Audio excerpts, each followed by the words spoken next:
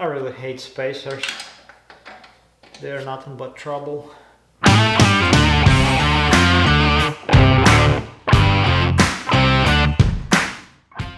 Hey everyone, welcome to my channel. So in today's video I'm doing a test fit of this wheel and tire combination. This is my front wheel and tire. Have two of them naturally. These are Apex 18 by 9 inches wide and they are offset 30 millimeters. The tire here is a Michelin Pilot Sport 4 235/40/18. So this is a slightly oversized tire compared to the factory spec. So like I said, it's the front wheel and tire combination.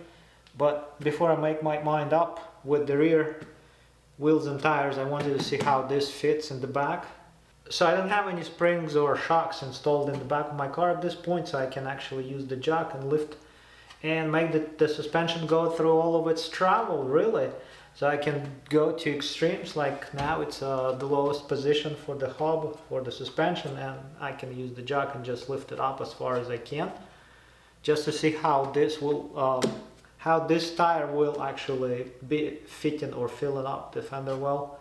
I also have two spacers like this.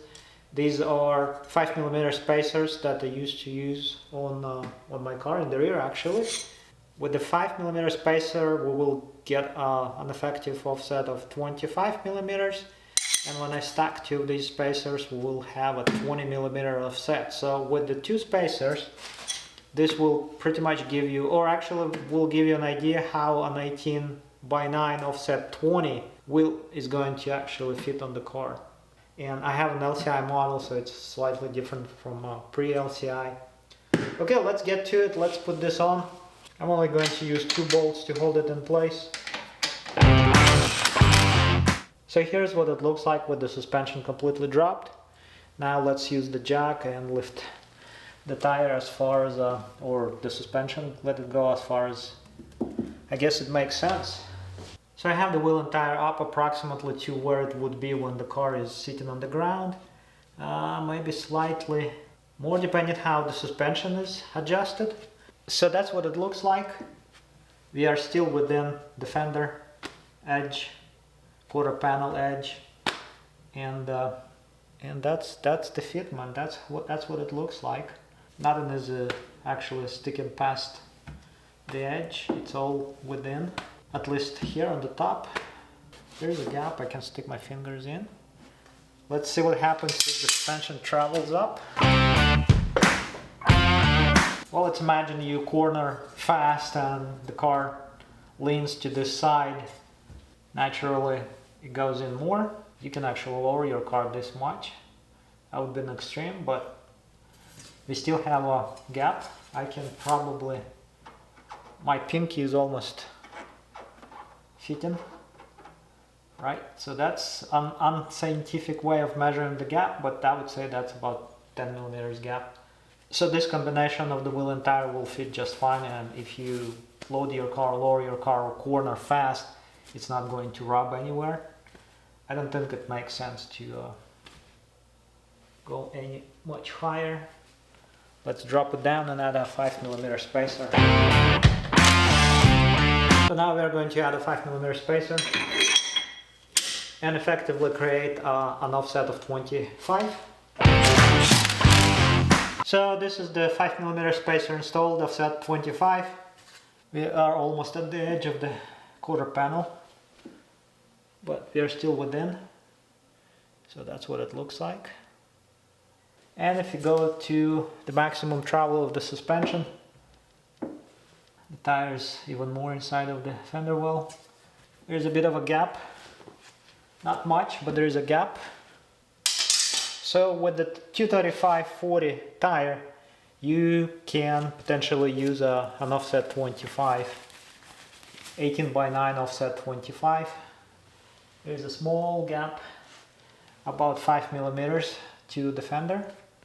And like I said, this is an LCI model. So if you're a pre-LCI, you might actually have a little bit more clearance.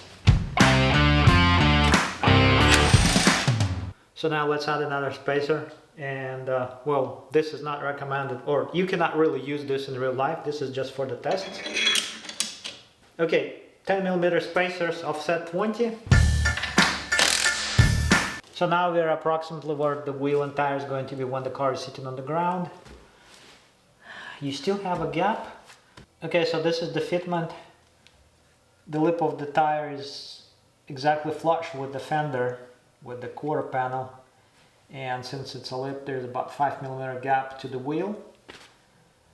So to make the wheel exactly flush with the fender, which I would never do and don't recommend, and I hate cars that look like that or have that set up. But if you add another 5mm spacer, which is 15mm total, and that would be a 15mm offset on 18 by 9, that will make a flush fit, except that the tire at this point is, the lip of the tire sticking out. Let's try to go as high as we can. So this is it. I don't dare to push the suspension any further. So let's imagine this is a filler gauge. This is a piece of a plastic, like a clip tool. It's safe to stick in any gaps. Barely a millimeter at the edge, and it goes up to like 6mm here. So this way we can judge what the gap is. Well, it's tight everywhere. So it's actually tight on this side of the quarter panel. It's more gap here, as you can see. And that's because of the fender shape and the toe of the tires and such. So the tightest fit is here. Let's say it's here. So I still have about 2mm of a gap, I guess. So you actually could use 18 by 9 offset 20 wheels and tires in the back, except the problem is going to be the tire. If you go 235, you may actually start rubbing a little bit with the extreme, depending how much the car is lowered, how much the suspension is lowered, or how much of a lowering you get with the suspension. If you have anything wider than 235, you are going to have a problem. You could go 225, stretch it, that would give you a nice look, and you're going to have a bit of a better gap situation here. So you could do this. I hate seeing cars with wheels fitment like this. So I guess at this point it's all about the tire. The wheel is, like I said, right? So the wheel is about, I would say, yeah, about 5mm in at this point. Still, so yeah, you could do this kind of a setup, but I don't think I like how this looks, and like I said, you have a potential of tire rubbing against the fender, the quarter panel. Well, let's get all of this off now. I still don't have tires for the back side. I'm making my mind up. I think I have at this point, but I did not pull the trigger yet, so I still have the wheels. These are 18 by 9.5 offset 35, and just for the purpose of fitment test, I'm going to put it on. So this is approximately how this would look with the car on the ground. And well, let's do the measurement. This time we don't have the tire, so it's going to be, oh boy. So as you can see, the wheel is well within the quarter panel edge, and the actual distance, how far it is in, is this. It's about 15mm. So I think it's not going to look too ugly, and some people may actually like this a lot, but I'm kind of on the edge. It's like I said, it's borderline nice and ugly.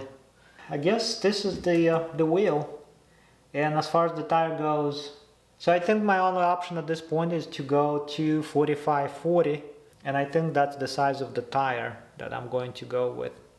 Okay, this is it for today's video. I guess in conclusion, what have we learned?